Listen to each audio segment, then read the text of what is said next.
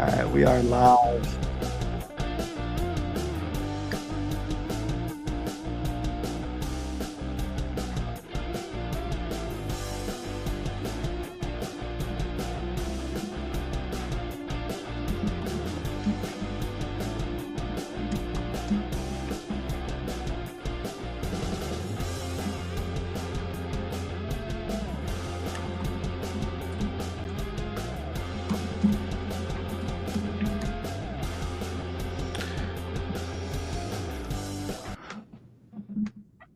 GM, Eigen, ZK, ZK is the end game, and we are here to celebrate the partnership between Boundless by Risc Zero and Eigenlayer, and talk to you guys about slashing, the long-awaited slashing update.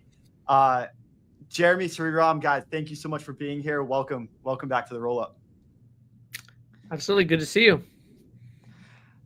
Thank you, Robbie. Thank you, Jeremy, for doing this. This is super excited from our end. Yeah, absolutely. Yeah, I mean, guys, like this has been long awaited.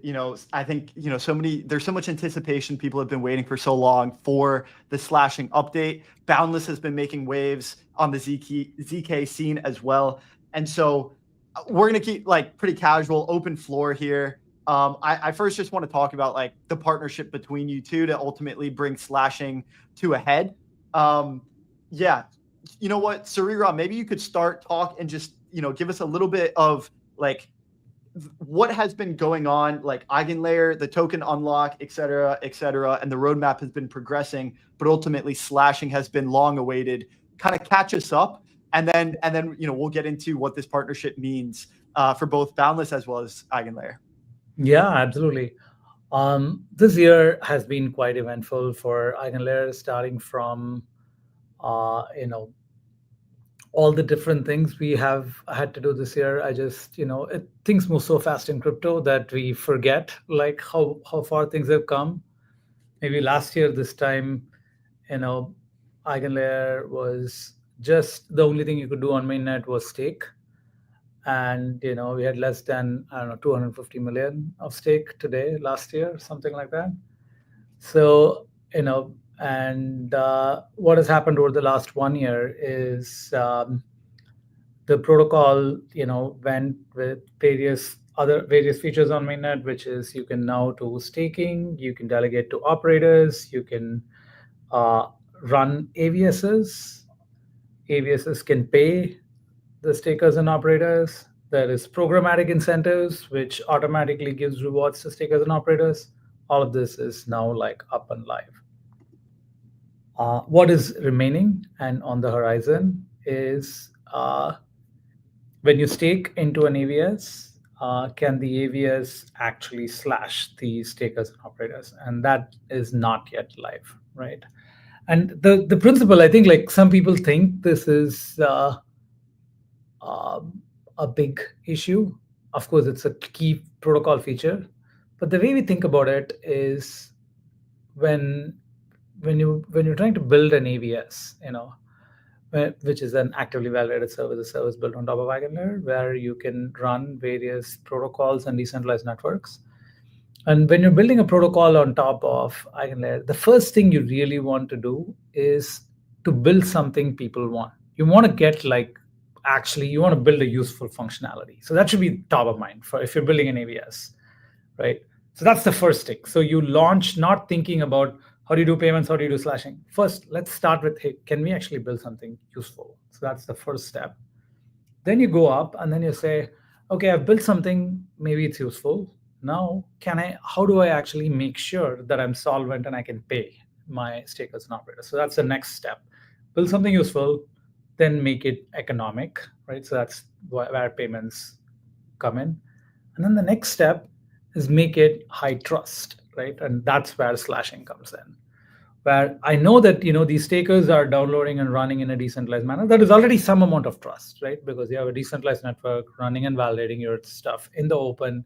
It's fundamentally very different from a single node, single party, can only participate in the system. So already there's some amount of trust just by availing of this open permissionless network to actually run your service.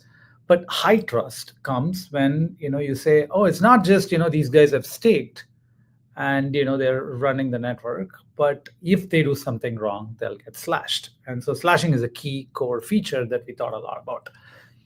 But just to calibrate the relative thing going on in all of crypto, there is no slashing in Solana. There is no slashing in pretty much any other chain other than in Ethereum and in Cosmos. Even in Cosmos, slashing is 5% maximum. Just get 5% of the stake slashed. So I think people think that, Eigenlayer doesn't have slashes. No, actually, pretty much crypto has slash. We want to make sure we think carefully about all these things. We want to make sure we build the highest grade of trust in anything. But there is steps to how you actually execute on this. Build something people want, make it economically useful, sustainable, then think about adding high trust into it. So it's, in fact, a fun anecdote is when we launched our first mainnet, I think it's July 2023, already our code had slashing. I mean, in some sense, slashing is really simple, right? It just says, if the AVS sends a signal, burn the money, right? It's not a hard thing. It's not a hard thing to code. It's just a really hard thing to get right? Because, you can just say, yeah, the guy says burn, you just burn, right? Like, it's not that difficult. How much are you burning? How is it uniquely attributed? How do you make sure that you set the right guardrails? These are the hard things. And so we wanted to make sure that we take a careful, measured approach to it. So that's okay. So that's the roadmap and why we prioritize things in a certain order, in this particular order. In fact, we did programmatic incentives even before, AVSs pay any fees to stakers and operators. Programmatic incentives is eigen emissions are going towards, the stakers and operators. Why is this? This is because this is like, bootstrap credits, right? So you go to Amazon Web Services, first time, Risc Zero and us, we were early stage startups sometime back, they get $100,000 credit, right? Like, hey, go knock yourself out, use these services. And then once you get started and you're already like deep in, we continue paying more and more fees to these guys, right? So that's the same stage we started with programmatic incentives. It's free, everything, just use it. And as you kind of graduate and go deeper, you'll start figuring out how to make it sustainable.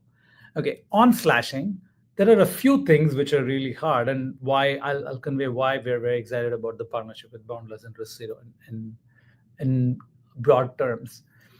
When we think about slashing, what is slashing? Slashing is an AVS telling that, hey, this portion of funds where actually, the stakers of this stakers and operators need to get slashed. Okay, so that's the kind of high level of slashing. And when we so one other thing I think that also happened this year is we redesigned our slashing protocol. So the original slashing protocol was what you would call pooled security. Pooled security would mean I put a bunch of money and I stake into like 20 AVSs. Let's say I had 10 million that I'm staking into 20 AVSs. Any one AVS goes wrong, I'll lose all my 20 million. Right? So that was the original pooled security model. And we had already written some kind of high-level white paper about this stuff called unique security. So the unique security is I have 10 million, and then I can allocate 1% of that to this AVS, 20% to that AVS, and 7% to this other AVS. I can be very precise in controlling how much I allocate my stake to these different AVSs. What that does is for each AVS, now when they know that they have 1 million slashable stake, that is uniquely attributable to them. So they're not like competing with other people to actually slash that stake. So that makes the accounting, people are worried Eigenlayer is over leveraged. There's no over leverage. You can actually precisely track how much each AVS gets. So this was actually in some sense, it's an obvious system in retrospect. The reason this was difficult was there is another thing that we want to do, which is, hey, imagine I'm spinning up a new AVS. Okay, I come in and I say, hey, here's a new AVS. It can do some really cool stuff. And I want stakers and operators to support it. The amount of unique security I can get initially when it's a new service will obviously be small. And people will be like, okay, maybe I put in 500K. I'm not going to put 500 million on some random new service. So it's small. It's understandable it's small. But if I'm only getting that security of 500K, why not just go get that somewhere else? Like, why go to a big platform like Eigenlayer, which has, 15 billion sitting there?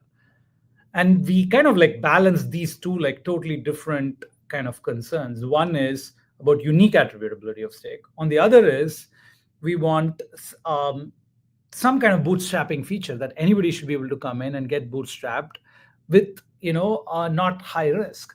And so we have this other feature we call total stake. Total stake is I have 10 million and I'm staking that to this AVS, but I'm only can be slashed for 500K.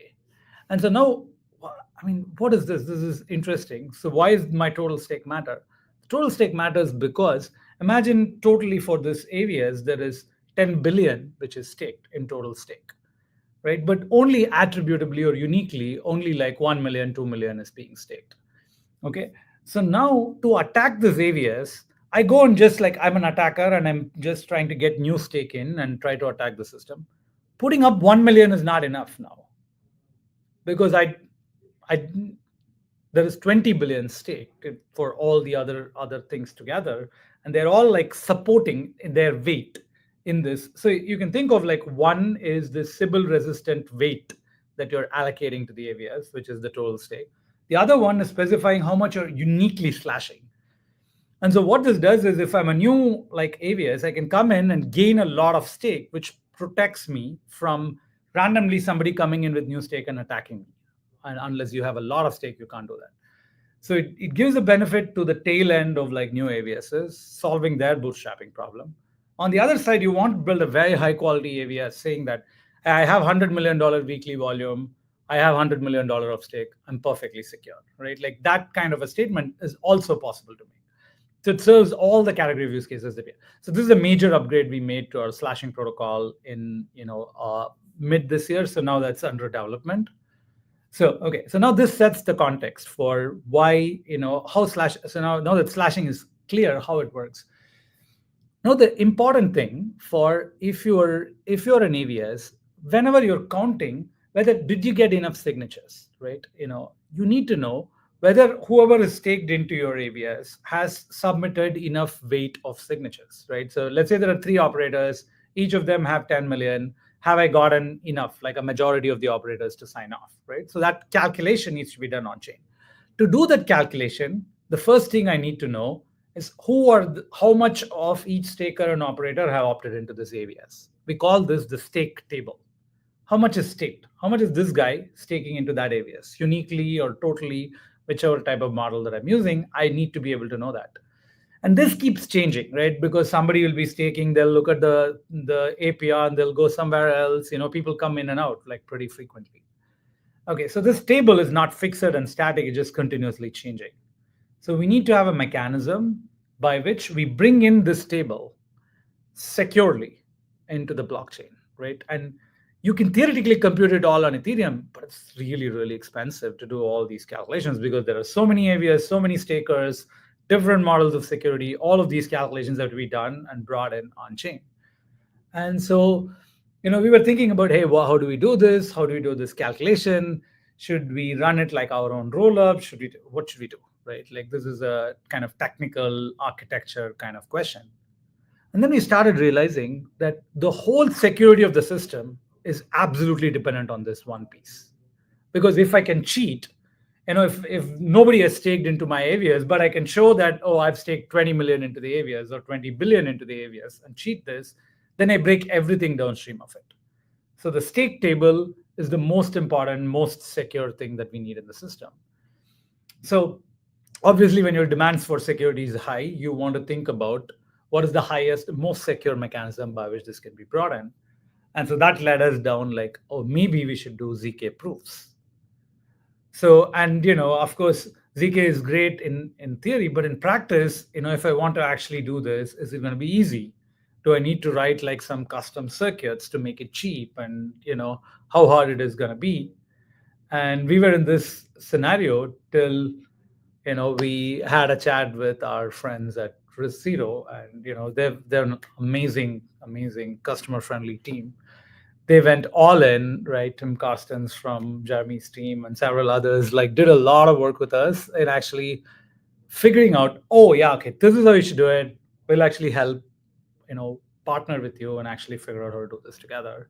This is because Risc Zero is specifically designed for arbitrary general purpose computation, right? And you don't have to write it in EVM. You can write it in Rust. You can, the level of programmability and expressivity is really large. And so that set the kind of table for this partnership.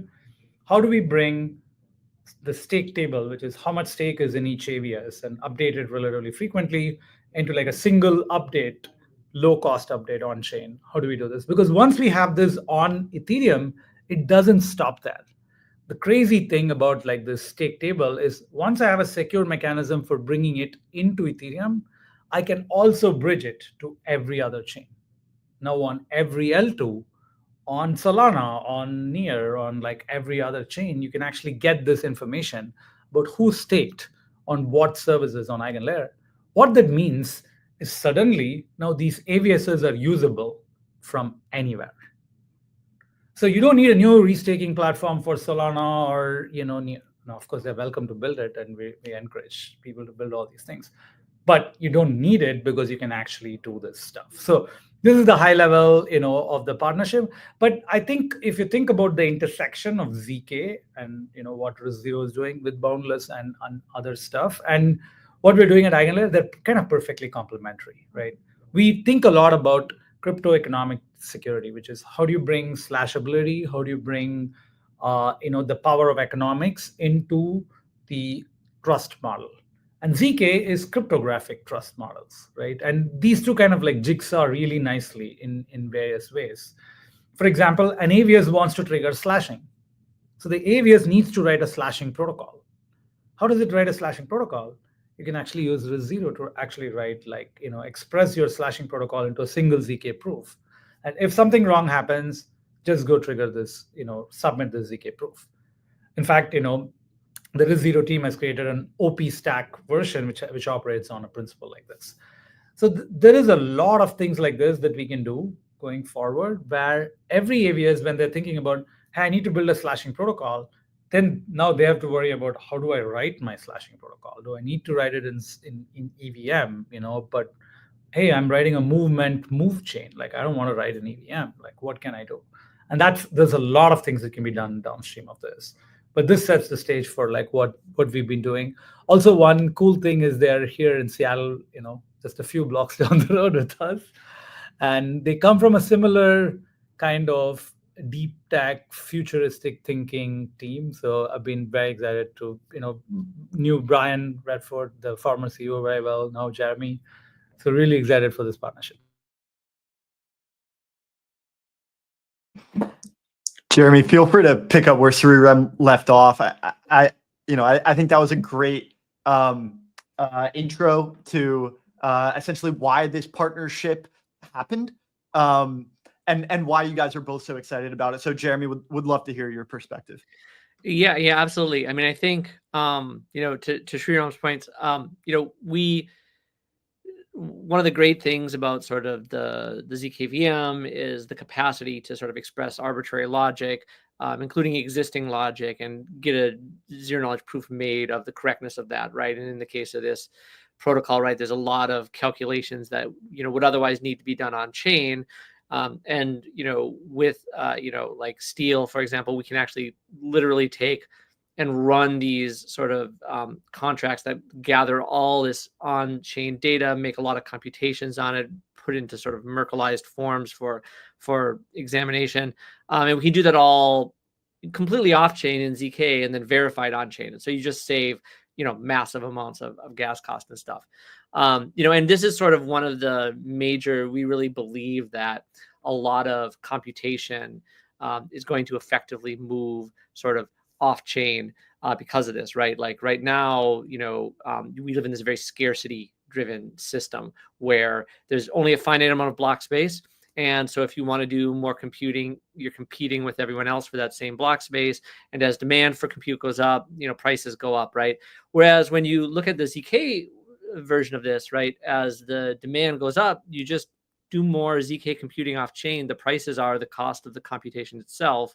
You can aggregate all of these things and verify them on chain very inexpensively, right? So, but I think in terms of how to actually make that manifest, right, there's the question of, well, yes, you can use ZK, but there's also this other question, which is around sort of, well, who's going to do the proofs? How are you going to make sure they get done? How are you going to make sure that they're done in a decentralized and censorship resistant way, especially with core protocols like Eigen, having needing these to be done as part of the sort of security process. So with that regard, we've worked on the ZK VM for a long time, but we're now sort of working on sort of the next stage, which is Boundless, which we're calling like a universal ZK protocol. But the idea is to bring sort of ZK computing to sort of all chains, right? So the idea is that it's a way for you to request and receive ZK proofs on every chain, and it's sort of divided up into sort of these core services like the decentralized proving mechanisms themselves, aggregation, settlement mechanisms for how these proofs get paid for on the various chains. And then, a number of different extensions, that are designed to help, make it easier for specific use cases. Like, for example, in the Eigen case, we're making heavy use of the Steal, which is basically a way to run, Solidity code effectively inside of the ZK VM, right? And, there's a number of other sort of extensions that we're working on with regard to that. But yeah, I think that really, we see this kind of off-chain computing use case as sort of, something that's going to occur more and more, and will help sort of allow some additional scaling of blockchain. And not only in terms of like, do you get this very large cost savings, right, which we've alluded to, but also you can start to look at computing much larger sort of things than you might have otherwise been able to do, right? So, and we've seen historically, every time someone makes it easier or cheaper to do computing, yes, certainly costs go down, but also new use cases emerge. People just do more, right? I think, computers have been getting fast at Moore's law rate for, the last, 50 years. And has anyone ever just done and it's like, oh, I'm just going to do everything faster and cheaper now? No, there's always new emerging use cases. So we really sort of see, Boundless as basically helping to sort of massively expand the kinds of things that you can do in a truly decentralized environment, in this sort of on-chain environment, by getting rid of this sort of computing bottleneck that has sort of been limiting the space, I think. So, we're very excited about that. So. Yeah, absolutely. And yeah, to your point, I think, there's the saying that I think something 1,000 times or 10,000 times better, it starts to look new. And, we can expect a lot of these new use cases to come as a result of this performance and bandwidth improvement. Now that we have ZK at our disposal, we can do a lot of these computations off chain. There's a lot more that we can do with it. And then we can ultimately bring it on chain.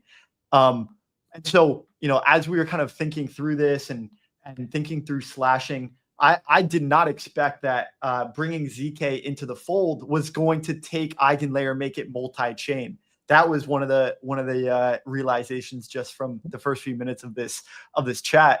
And then ultimately, once it is on every chain and it's on Ethereum and then therefore on every chain, there's so much more that we can do with it as a result of this.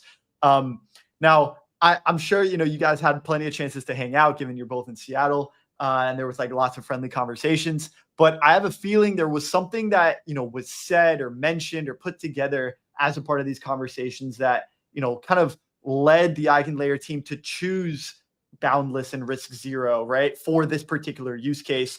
And so if I'm kind of visualizing this and imagining how it went, there was so many iterations. There was total stake, unique stake. There was this drive to bring the stake table on chain. And then maybe this light bulb moment, Sreeram, where, oh, we ought to use ZK, right? And then maybe you started looking at the ZK options that were out there, maybe building one in-house, but there's plenty of options that already exist. Now, what was it specifically about Boundless? What did get mentioned in the course of those conversations that led you guys to say, yeah, we want to use ZK and we want Boundless to be our ZK provider? I mean, the starting point is obvious. Brian and the Risc Zero team, Jeremy and the Risc Zero team have been working on this the longest and hardest. So it's clear. First time when I heard about like, oh, we're going to ZK prove like an arbitrary RISC-V instruction set, I thought, man, these guys are crazy. It's not happening. It's not happening for the next 5 years. And the amount of progress that has happened, just like frankly, for our whole space and area here, is completely mind-boggling. It's just like way out of like all original predictions. So I think hats off to the Risc Zero team and in general, like our space for actually driving this this whole research and development program forward. In terms of particularly choosing Risc Zero, I think there were many dimensions to it. I think the first one is, like I said, they're the OG. They started with this agenda that you just take an arbitrary RISC-V instruction set and prove it. So I've been kind of close with the Risc Zero team from the starting. Now many more teams are doing it, and it's great to see that. But of course, we have very high premium for pioneers. Okay, like that's how we work. It's because we are in an uncharted territory, because people who invent one thing are prone to invent other things. They'll find new problems. They'll find a way to tunnel through it, right? And that's the amount of trust that we have with the Risc Zero team. And the idea that we can just take whatever off-chain compute we were doing and then just like, hey, here's a ZK proof for it. I think that is crazy. That was really, really helpful for us. And then number 3 is the kind of deep, I mentioned trust earlier, but the deep like customer-centric nature that they have at the Risc Zero team. I think this was, exceeded far our expectations. They're very, very, very helpful, right? And we are not experts in ZK, right? So we can use existing stuff, and we don't have the same level of expertise that a ZK team has. And how helpful Risc Zero was in actually helping us steer past like the initial hiccups. I think that all those 3 pioneers, high trust, high customer centricity, I think all these 3 mattered a lot for us. And I think in terms of that sort of customer centric thing, like fundamentally, we're really, really interested in the practical solution to making ZK from a theoretical technology into something that it really changes the world, right? Like I think that like even from the beginning, our decision to pick sort of the ability to execute existing arbitrary RISC-V code was built by this sort of desire for practicality. Like when I first started talking to Frank and Brian about the idea of ZK, because I was really excited about it because I love the math. There was a lot of comments around like, well, how do you program it? Like what finite field elements, arithmetic constraints? They're like, no one's ever going to use that. It's like not reasonable from a development perspective. And so, we've always been very interested in figuring out how to make these things,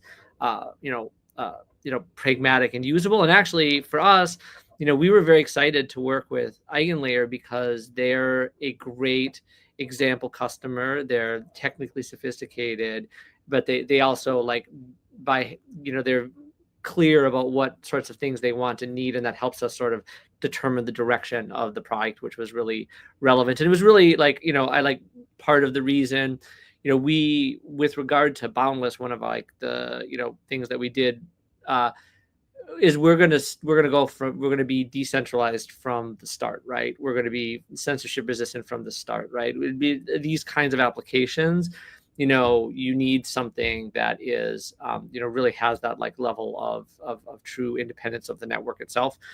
So I think that, but I think it's been a great relationship in terms of helping, we're always really trying with all of the people we work with to make use of that information about what does the market really need, so that we can really focus on, and we're, a very engineering focused team, so always like trying to figure out what's missing, what do we need to get from here to there.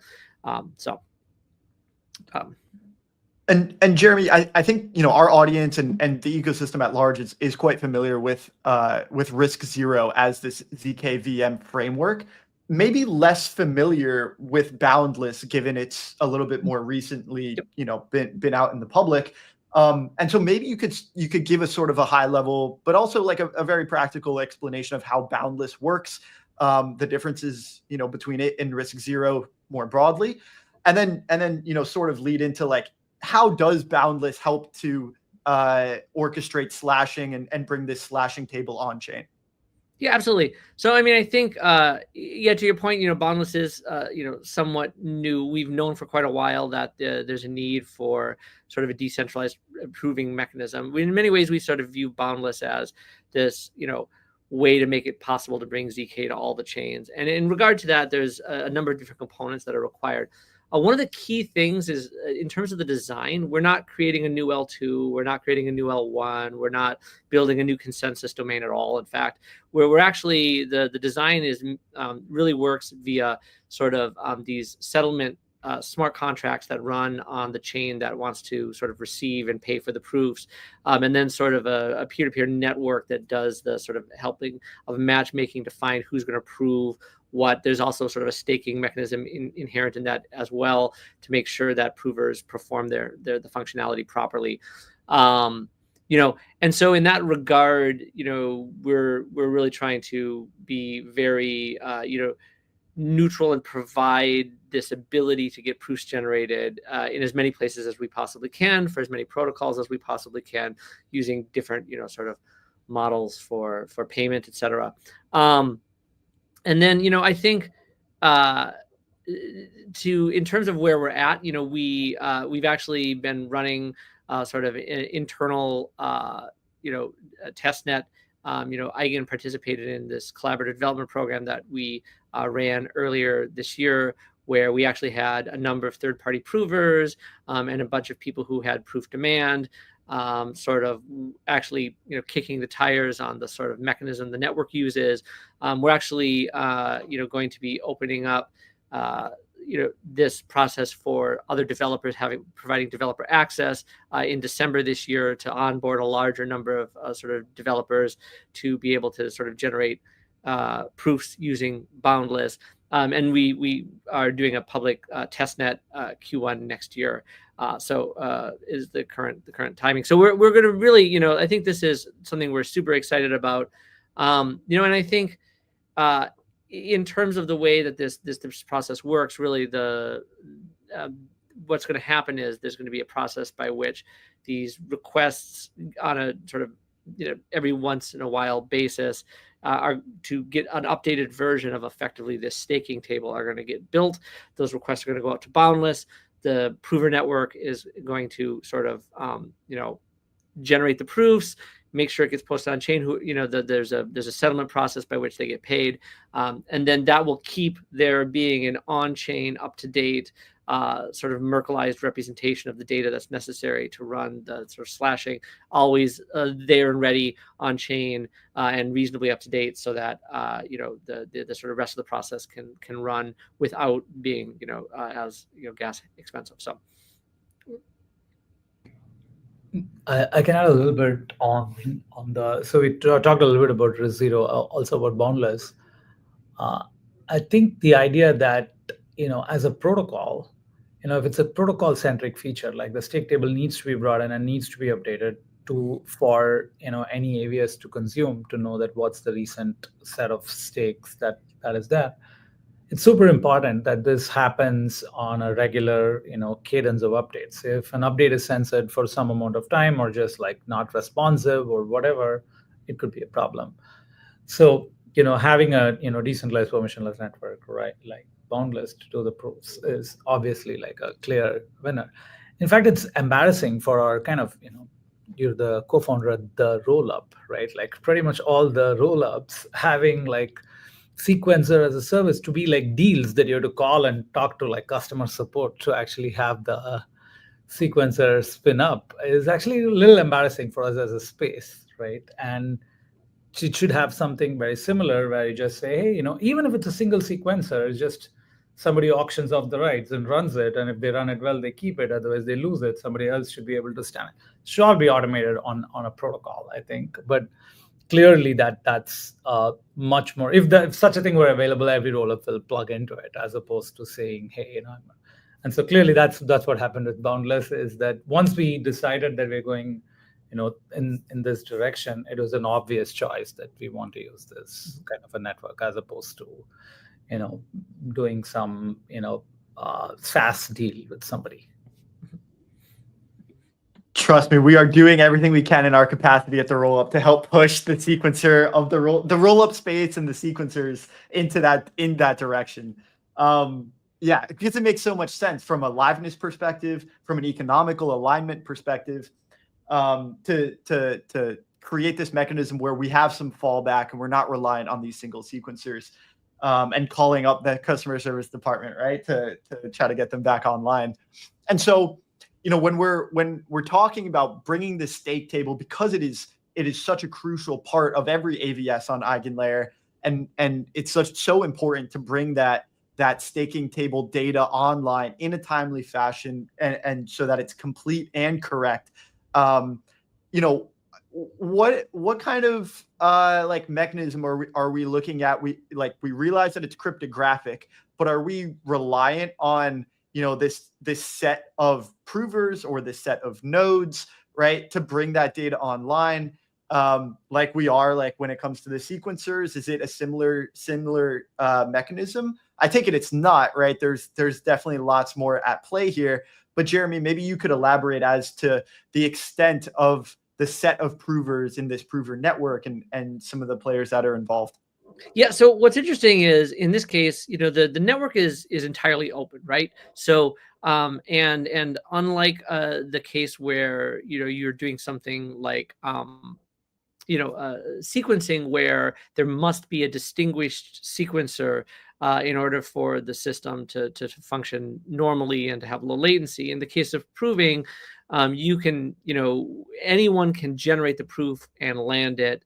And there's a mechanism we have for larger proofs for people to temporarily sort of win a bidding process so that they have sole rights to produce the proof for some period of time. But that can be controlled by the user along with a stake that's required in order for people to be able to lock things in for being the sole prover for some short period of time.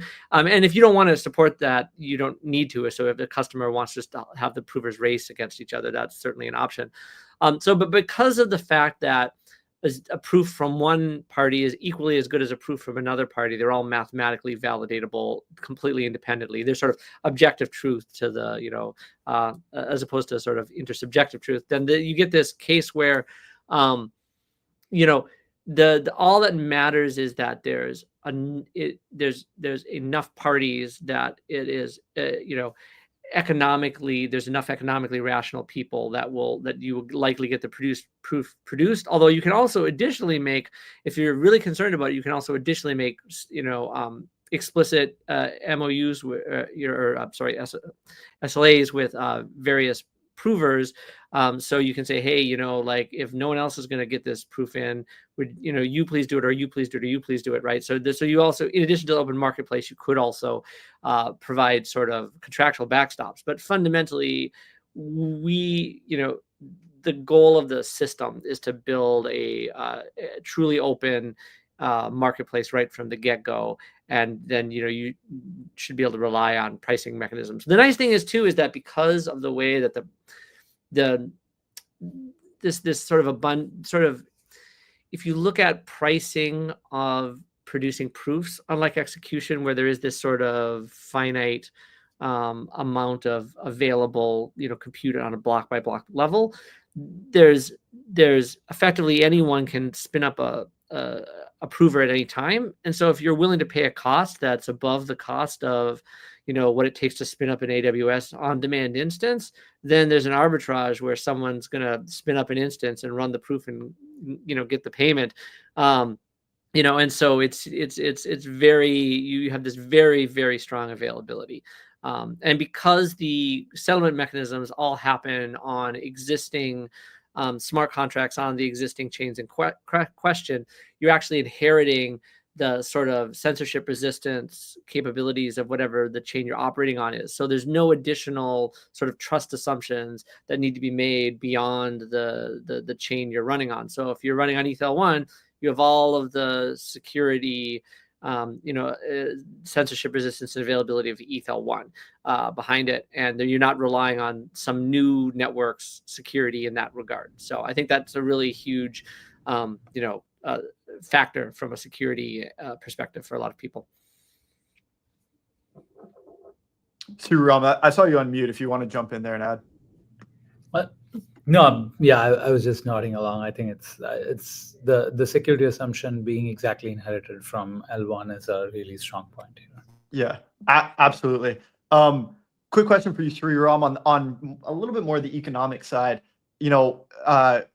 Essentially there is like this network of provers that are racing or collaboratively competing with one another to provide the proofs, for this staking table on the L1. Who is paying for that? Given that it's kind of like a public good and it benefits all of the AVSs, is that something that Eigenlayer, is paying the fee for? Is it a particular AVS per request? Yeah, it's Eigenlayer is paying initially, and then over time, what will happen is there is enough, from all the AVS fees or payments or whatever, there's enough collected. So we have to work out the long-term economics, but right now it's a public good for the Eigenlayer ecosystem. Yeah. Although we did do some analysis in terms of the effective cost of proving, and like I said, one of the nice things is the cost predictability will be quite high because there is sort of an actual real world cost for these things, and we should not expect pricing on the proving network to go above that by any significant margin, or arbitrages occur and it should correct itself. And just looking at the sort of cost of producing these proofs on a sort of a per AVS or a per operator level, they can become very, very small when amortized out over that large number of parties. And so relative to the other costs of running these services, it should be very, very marginal in terms of any impact. True to the Boundless name, Boundless in terms of performance and cost, and that amortization is gonna come in clutch as we scale this system. Got it. And guys, sorry to put you through this, but I have to ask the question when. This is what people are dying to know. This has been long awaited. People want this, and I think there is kind of this feeling that once we get slashing, we're going to start to see APYs and fees turned on these AVSs, and now we're going to have this very robust marketplace of economic stake that people are trading with and reallocating into different AVSs depending on the rewards and the slashing conditions. And so there is a lot of hunger for this particular feature to go live. Jeremy, you alluded a bit to the Boundless roadmap. You guys have this developer program that's been ongoing. Eigenlayer has participated and now starting to roll out some of these incremental updates. But question open to both of you guys, because there is a lot of interplay here. When can we expect this to go live? Do you want to take the? Well, I can answer quickly on the. So I think as I mentioned, we have a pretty locked down notion for the test net. I'm not really quite ready to publicly comment on Mainnet, but it will likely not be very far after that.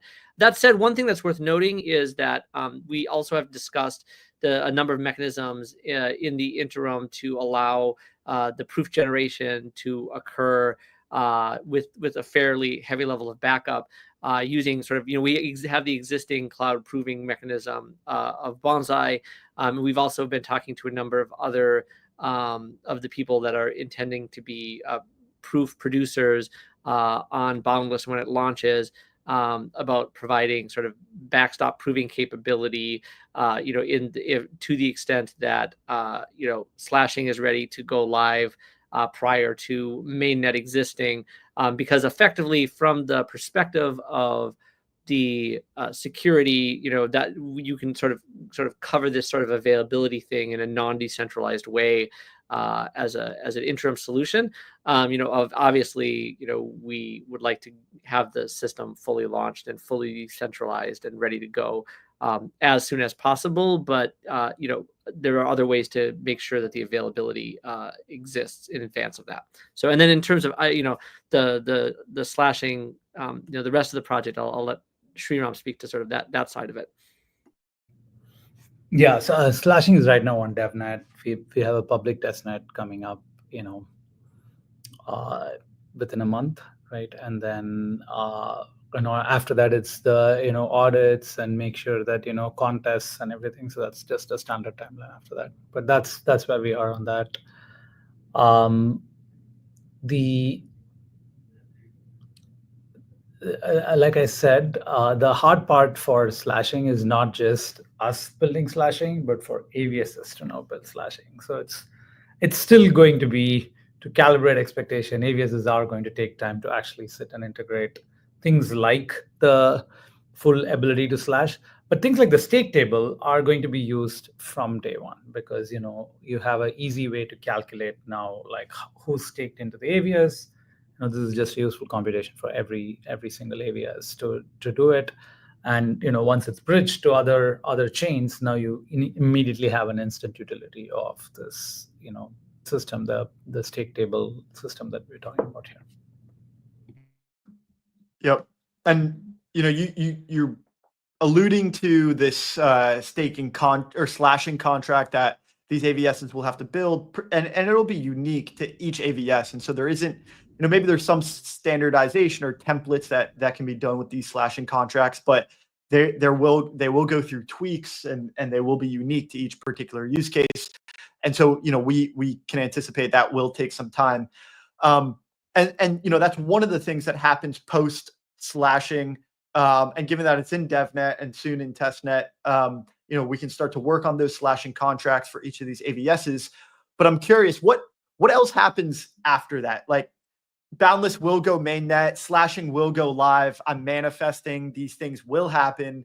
Now, afterwards, that's when the real fun starts, right? Like, that's when we can really see some very colorful applications via these AVSs. Now, Sreeram, like, what are you excited about? Generally, kind of give us like some foresight into your mind as far as what happens after slashing goes live. Yeah, definitely it's going to be like new things start amping up once you have the full. So in some sense, once slashing goes live, we can say, oh, the Eigenlayer full protocol is now live, right? Like, every aspect of it is there. So in terms of what happens after that, the category of AVSs that can be built, you can build any AVS with slashing, without slashing, but they will start being trusted and transporting more value, right? So you can say now, like, when AVSs are launching, they're being used in a lightweight way, because people are like, okay, yeah, I know it's there, but they don't really have slashing, so maybe like we'll wait to actually amp it up, which is actually a healthy thing in the crypto space. We push things off like before we're ready for it, but that's something that we expect. And for example, what kinds of things, right? So I gave a talk on like what categories of AVSs should be built like a year back.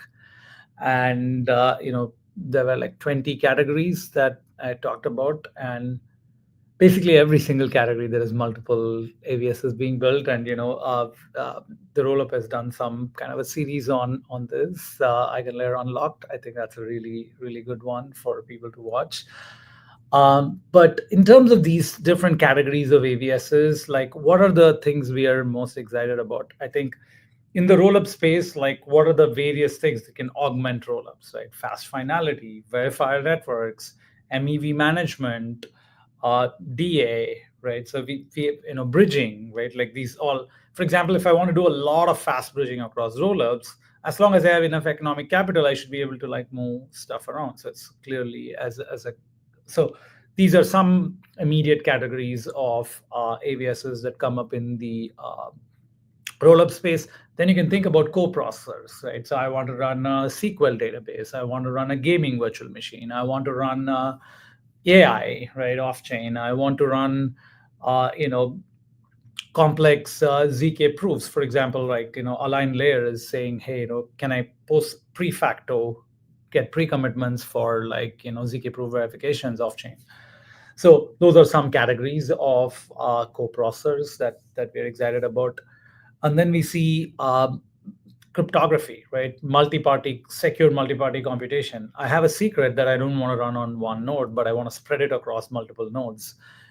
We have a partner called Silence, which is building some really cool stuff that actually like now They're talking to Bank of International Settlements and other places. Whenever you have multiple parties who have information and you don't want to share the information, but you want to do a computation on top of that information, that's a really hard general problem. And you can kind of solve those using these networks. You can think about fully homomorphic encryption, which is a mechanism of I just compute on top of the encrypted data. We have Inco and Phoenix, which are building fully homomorphic encryption on top. We have trusted execution environment networks. I can run inside cryptographic enclaves inside Intel or AMD or whatever. So that's another. So these are categories. The other one, which has been kind of a little bit surprising for some people, but we've been anticipating this quite a bit, is the category of ZK-TLS or web proofs, right? So I want to prove like what is happening in my bank account on a blockchain, right? And I don't want to tell everything, but I want to prove some aspects of it. So these kinds of things are very, very powerful, because now, as we talk about like how do we onboard the next 1 billion, everybody talks about this, right? And I think, and we also say, oh, infra is boring, you don't need to worry about it. You just need the UX. No, it's not just the UX. It's actually making more things verifiable. I think Jeremy alluded to this earlier. Nobody ever said that, hey, I have enough compute power now, right? I think the same thing will happen here. There's no bar where we said, oh, now we've made enough things verifiable. No, if you can make more things verifiable, you should make them verifiable, because it's just useful to everybody. And so this is, I think, a key unlock where now, for example, I can come into a blockchain and prove that I have a certain rating on Uber or Airbnb, and now like you can vampire attack cloud from crypto, right? So I think with the bull market, there's a lot of opportunity for new, cool, crazy consumer apps to be built on top of this. So all of them going live, I think they can all be built, and they are being built even without slashing. The slashing just like endows a lot of trust on these services, and then they can just, if you go to imagine somebody going to the Bank of International Settlements and saying, hey, we built on this, we have $10 billion securing it, is a very different kind of a statement. So that's the type of thing that slashing unlocks. And that's part of why the Boundless Risc Zero Eigenlayer partnership is such a perfect marriage, because it does combine the best of crypto economic security with cryptographic security, so that when we're going to some of these traditional institutions, but ultimately have a lot of the adoption locked into them, we can unlock them, we can make them verifiable, we can bring them on chain, and we can give them the best that we have to offer. We have this entire suite of economic as well as cryptographic security. And so why not give them the best of both worlds? And Sreeram, you mentioned, thank you for the shout out of the Eigenlayer Unlock series. It's been an absolute pleasure. I've personally learned so much. And one of the things that I'm most excited about is seeing these ABSs work together. And so to think about how, the fully homomorphic encryption from Inco can help prove, and it can work together with ZK TLS and prove what's in your bank account. We can use that for KYC using something like Predicate. All of these things are infrastructure in their own regard, but when we combine them, they start to look like the very, very robust pieces of an application that are important for it to launch. Jeremy, you guys are absolutely on this path to mainnet, and such a critical piece to this evolving internet of applications on chain, this verifiable cloud, Sreeram likes to call it. And so, absolutely, pleasure having you guys both on this show today and talking about this partnership. Jeremy, would love to give you a last word and just hear your closing thoughts here as we come to a close. Yeah, I mean, I think I would just, recommend people start. Hopefully anyone who's interested in, getting ZK proofs, get into sort of our developer onboarding process. We'd love to help people get, things going. We really see this as the direction of a lot of computing on blockchain moving forward. And yeah, I'm very excited about the Eigen, partnership. I think it's going to be great for everyone. We're also coming out with a new version of the ZK VM quite soon, which will be adding a new mechanism for what we're calling programmable precompiles, which will give you additional acceleration on a number of operations that I think is going to be pretty exciting as well. But no, I think that's where I've got some. Awesome. Everyone listening, thank you guys so much for joining. This was an absolute pleasure. Go follow Sreeram. Go follow Jeremy. Jeremy's criminally underfollowed on Twitter, so like, please definitely give that guy a follow. You won't regret it. And yeah, guys, thank you so much. Congrats. Thank you so much. It's good talking to you. Thank you, Jeremy. Take care. You too.